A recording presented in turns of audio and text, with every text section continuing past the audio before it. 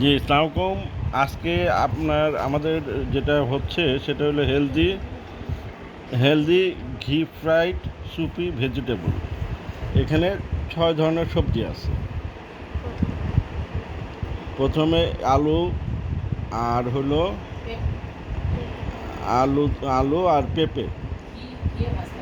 আলু আর পেঁপে কড়াইতে যে ঘিয়ে ভাজতে হবে, কারণ এই আলু আর পেঁপেটা একটু শক্ত হয়, তো যার কারণে এইটা আগে হওয়ার পরে তারপরে সেখানে একে একে বরবটি, পেঁপে, গাজর, শসা একে একে পরে দিতে হবে, এবং তারপরে এই বিষয়টা হচ্ছে এরকম, এই সবজিটা এই গরমের মধ্যে যথেষ্ট টেস্টি এবং হেলদি।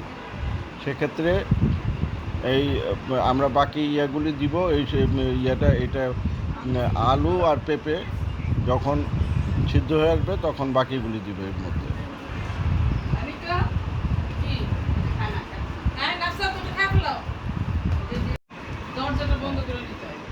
হ্যাঁ, এটা মোটামুটি ঘিয়ে ভাজার কারণে এটার টেস্ট যথেষ্ট মানে মুখরোচক হবে, এবং এটা রুটি দিয়ে ভাতের সাথে খাওয়া যাবে এবং সুদাও খাওয়া যাবে।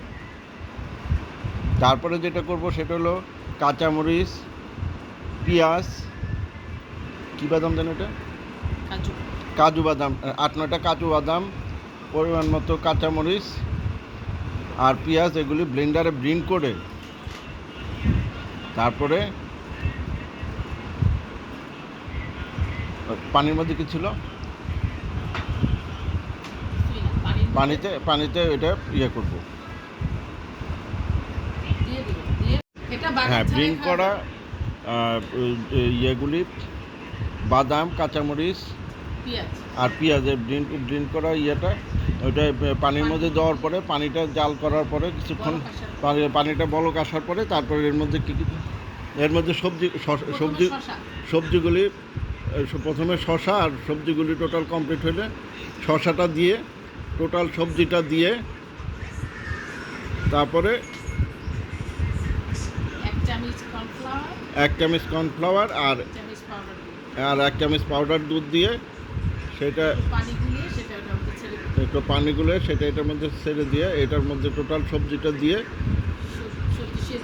সবজি সিদ্ধ হওয়া পর্যন্ত পাশের চুলা জাল হইতেছে।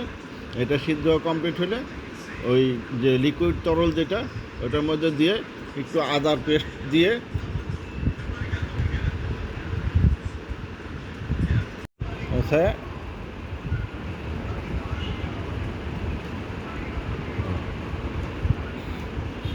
এটা সিদ্ধ হওয়া পর্যন্ত কিছুক্ষণ অপেক্ষা করতেছে। সিদ্ধ মোটামুটি আমরা লাইভ জিনিসটা কমপ্লিট করার চিন্তা করতেছি।